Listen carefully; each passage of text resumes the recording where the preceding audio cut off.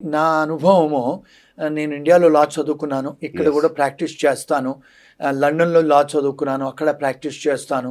ఆస్ట్రేలియాలో గూడా లా చదువుకున్నాను. అమెరికాలో కూడా లా చదువుకున్నాను.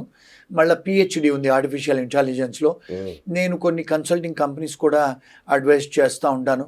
మా ఫర్మ్స్ ఏంటంటే ఎవరైతే ఎన్ఆర్ఐస్ ఉంటారో యెస్. వాళ్ళకేదన్నా ఇబ్బందులు కలిగితే అంటే ఇప్పుడు మ్యారేజ్ ప్రాబ్లమ్స్ అయినా, హ్మ్. లేకపోతే ఎంప్లాయ్‌మెంట్ ప్రాబ్లమ్స్ అయినా, వీసా ప్రాబ్లమ్స్ అయినా, ఏ ప్రాబ్లమ్స్ అయినా వాళ్ళకు మేము సూచనలు, సలహాలు ఇస్తా ఉంటాము. ఓకే. ఎస్పెషల్లీ తెలుగు వాళ్ళు ఫోన్ చేస్తా ఉంటారు మాకు. ఎందుకంటే వాళ్ళకి కంఫర్టబుల్ ఫీల్ అవుతారు తెలుగులో అడిగితే ఎగ్జాక్ట్‌లీ. అని. అవును. మేము అందరిలాగా ఏదో $500 తీసుకొని సూచనలు, సలహాలు ఇవ్వము.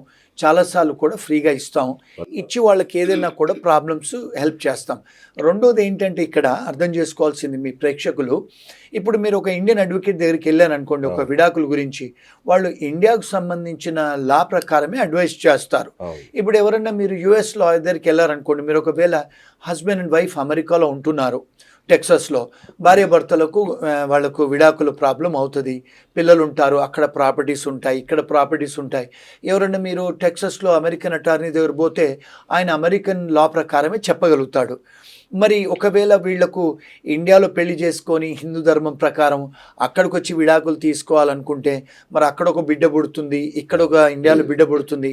ఇక్కడ ప్రాపర్టీస్ ఉంటాయి, అక్కడ ప్రాపర్టీస్ ఉంటాయి. మరి ఏ కోర్ట్‌లోకి వెళ్ళాలి? ఏ న్యాయశాస్త్రం అప్లికబుల్ చేయాలి? ఇవన్నీ కూడా కాంప్లెక్స్ ఇష్యూస్ అండి. చాలా. ఇవన్నీ కూడా మేము అడ్వైస్ చేస్తాం. ఎందుకంటే నాకున్న 4, 5 దేశాల్లో లా చదువుకున్నాను గనుక అడ్వైస్ చేసి హ్యాండిల్ చేయగలుగుతాం. అంటే ఇవన్నీ క్రాస్ కంట్రీ జ్యూరిస్డిక్షనల్ ఇష్యూస్ అంటారండి.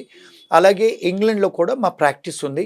అక్కడి నుంచి క్లయింట్స్ కూడా మేము సలహాలు ఇస్తాం, సూచనలు ఇస్తాం. ఎందుకంటే నేను ఆస్ట్రేలియాలో కూడా లా చదువుకున్నాను గనుక అక్కడ కూడా అక్కడి నుంచి కాల్ చేసిన వాళ్ళకి కూడా సూచనలు, సలహాలు ఇస్తాం. Wonderful sir. అంటే ప్రేక్షకులకి చాలా ఉపయోగపడే ఇన్ఫర్మేషన్. ఎందుకంటే ఇలాంటి ఇష్యూస్‌తో ఉన్నవాళ్ళు మిమ్మల్ని కాంటాక్ట్ చేయడానికి ఛాన్స్ ఉంటుంది సార్. అవునండి. Thank you. అండ్ ఇంకొకటి సార్, రివర్స్ బ్రెయిన్ డ్రైన్. అంటే అమెరికా వాళ్ళు తెలివితక్కువగా చేశారేమో ఇది అనిపిస్తది నాకు. ఎందుకంటే ఇప్పుడు అక్కడ మీరు అట్లా ఇంపోజ్ చేసి ఎవరిని రానీయకుండా చేస్తే మళ్ళా వాళ్ళు వర్క్ అంతా ఇండియాకే పంపిస్తారుగా. ఇది ఇట్లా ఇట్లా అవ్వదా అది? అవుతుంది. ఇప్పుడు ఆల్రెడీ చాలామంది వెనక్కొచ్చేస్తున్నారు.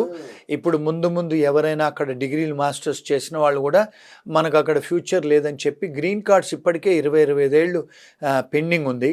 ఇంకా డిలే అవుతది. రెండోదేందంటే ఇలాంటి పాలిసీస్ వచ్చినప్పుడు కంపెనీస్ కూడా హైర్ చేయడానికి ఉండదు. ఎందుకంటే వాళ్ళ దగ్గర అంత ధనం ఉండదు, డబ్బుండదు. రెండోది. మూడోదేంటంటే ఇప్పుడేంటంటే ఎప్పుడు కూడా మీరు చూడలేదు. మీ మీ వ్యూవర్స్‌కి ఏంటంటే ఇదొక న్యూసు. చైనా వాళ్ళిప్పుడు ఆర్టిఫిషియల్ ఇంటెలిజెన్స్ మీద కొన్ని వేల కోట్లు ఇన్వెస్ట్ చేస్తున్నారు. హ్మ్. అమెరికాలో ఉన్న కంపెనీస్‌ని కూడా కొంటున్నారు చైనీసు. అబ్బా! ఇప్పుడు ఎప్పుడు కూడా చైనీసు ఇండియన్ హైటెక్ ప్రొఫెషనల్స్‌కు వర్క్ పర్మిట్స్ ఇచ్చిన దాఖలాలు లేవు ఇప్పుడు. లేవు. చైనా వాళ్ళు ఇప్పుడు మన ఇండియన్స్‌ని ఇన్వైట్ చేస్తున్నారు. జాపనీస్ ఇన్వైట్ చేస్తున్నారు. వావ్! జర్మనీ వాళ్ళు ఇన్వైట్ చేస్తున్నారు. మన యంగ్ ఇండియన్ ప్రొఫెషనల్స్‌ని వాళ్ళు వర్క్ పర్మిట్ చేసి పిలుస్తున్నారు వాళ్ళు. ఓహ్!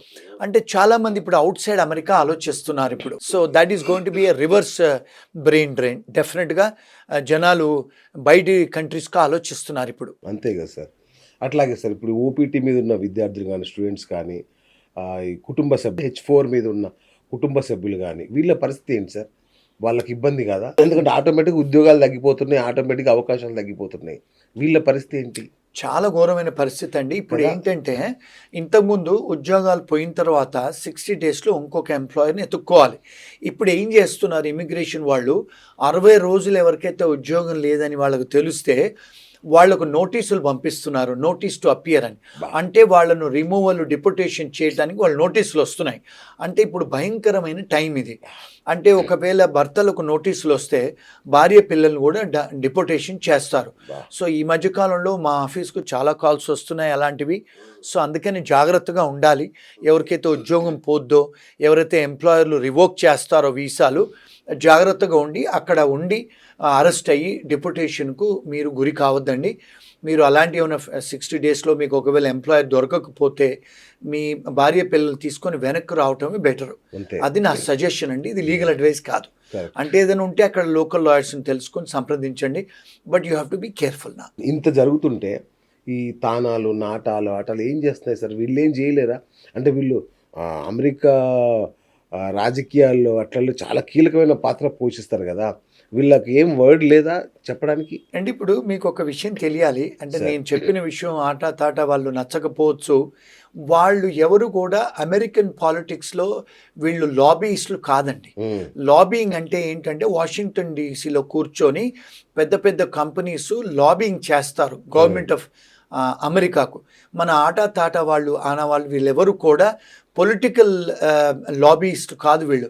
వీళ్ళు ఎంతసేపు సినిమా యాక్టర్లు పట్టుకురావటం, వీళ్ళంతా పెద్దవాళ్ళతోని ఫోటోలు దిగటం, వాళ్ళు తెలుగు అంటే పండుగలు సెలబ్రేట్ చేసుకోవటమే కానీ, ఎవరన్నా తెలుగు వాళ్ళు కష్టాల్లో ఉంటే ఆ డెడ్ బాడీస్‌ను పంపించడమే గానీ, అలాంటివి చేస్తారు. వీళ్ళు పొలిటికల్ ఏం ఇంటర్ఫియరెన్స్ ఉండదండి వీళ్ళు. హ్మ్. వీళ్ళు లాబియింగ్ చెయ్యరండి మన వాళ్ళెవరు. ఓకే. ఇప్పుడు రీసెంట్‌గా చూస్తే చాలా మటుకు తానాలు అవన్నీ కూడా ఇప్పుడు ఆడిట్‌లోకి వస్తున్నాయి. చాలా కుంభకోణాలు జరుగుతున్నాయండి. సార్. వీళ్ళెవరు కూడా ఏం చేయలేరండి వీళ్ళు. ఇప్పటికి అందరికీ ఉన్న ఒక పెద్ద డౌట్ ఏంటంటే, ఇప్పుడు అమెరికాలో H-1B వీసా మీద ఉన్న ఒక వ్యక్తి ఇండియాలో తల్లిదండ్రులకి అనారోగ్యం చేసింది. ఏదైనా ఎమర్జెన్సీ వర్క్ పడింది. రావచ్చా లేదా? వస్తే మళ్ళీ వెనక్కి పోవచ్చా లేదా? రావచ్చండి. దీని మీద ఇంకా చాలా మందికి డౌట్ ఉంది.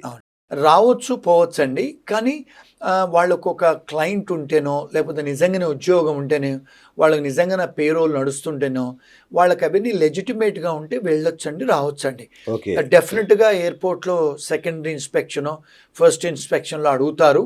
అడిగినప్పుడు వాళ్ళు కన్విన్స్ చేయగలిగితే I don't see any problems అండి. అంటే ఇప్పుడు వాయిదా వేసుకోవాల్సిన అవసరం లేదు టూర్‌ని. లేదండి. అంటే జాబ్ లేకపోతే మాత్రం రావద్దు ఇంకా. జాబ్ లేకపోతే వస్తే కష్టం అండి, మళ్ళీ వెనక్కి రాలేరు. ఇప్పుడు రీసెంట్‌గా కొంతమంది పంజాబీ వాళ్ళు ఇంతకుముందు పొలిటికల్ అసైలం ఫైల్ చేసుకొని గ్రీన్ కార్డ్ తెచ్చుకున్నారు. ఓకే. తెచ్చుకొని వాళ్ళు మీరు పొలిటికల్ అసైలం అంటే ఏంటండి, మీ దేశంతోని మీకు ఇబ్బంది ఉంది అని మరి గ్రీన్ కార్డ్ తీసుకొని మీరు అమెరికన్ సిటిజన్స్ కాకముందు దయాభిక్ష ధర్మం, దయాభిక్ష దయాభిక్ష. మరి మళ్ళీ ఇండియాకు మీరు ఫ్యామిలీని అటెండ్ చేసుకొని వెనక్కి వస్తుంటే ఎయిర్పోర్ట్లో వాళ్ళని అరెస్ట్ చేసి మీకు దయాభిక్ష అని చెప్పి మా దగ్గర గ్రీన్ కార్డులు తీసుకున్నారు, మరి ఇప్పుడు మీరు ఇండియాలో భయం లేదా, మరి ఎందుకు వెళ్తున్నారని చెప్పి అరెస్ట్ చేసి కుటుంబాన్ని వెనక్కి పంపిస్తున్నారు. బా. ఇవన్నీ కూడా మీడియా వాళ్ళు ఏం చేసి వంకరగా చెప్తారండి, కానీ ఓకే. అసలైన విషయాలు చెప్పరు. సో మేమంటే అక్కడ రోజు చూస్తుంటాము. కరెక్ట్. మా ఆఫీస్కు బోల్డని కాల్స్ వస్తూ ఉంటాయి. నేను నా అనుభవం ఒక 35 ఏళ్ళు న్యాయం వృత్తిలో ఉన్నాను కనుక నాకు తెలుసు కనుక నేను చెప్పగలుగుతానండి. ఇప్పుడు ఇంకా కలలు కంటూనే ఉన్నారు. చాలా మంది కళ్ళు ఇంకా ఆశ ఉంది, మనం అమెరికా పోతాము అని. మరి H-1B వీసాల సంగతి ఏంటి సార్? కొత్తగా యూత్ ట్రై చేయొచ్చా, లేదంటే స్టే వచ్చే వరకు ఆగాల, అసలు ఆలోచనే మానేయాలా? చేయొచ్చని నేను అనుకుంటానండి. ఓకే. ఎందుకంటే వాళ్ళు ఏమన్నారంటే ఇప్పుడు స్టూడెంట్ వీసా నుంచి H-1 చేసుకునేటోళ్ళకి ఇది అప్లికబుల్ కాదు. అచ్చా. కానీ ఏమంటున్నారంటే బయట దేశం అంటే వేరే కంట్రీస్ నుంచి ఇక్కడి నుంచి ఎవరైతే కౌన్సిలేట్ అప్రూవల్ తీసుకొని Sir. లోపలికి వచ్చే వాళ్లకు $1,00,000 అది ఒక ఫీ సర్చార్జ్ పే చేయాలని అంటున్నారు. సో అక్కడున్న స్టూడెంట్స్కి నేనైతే ఇబ్బంది అవుతుంది అని అనుకోను.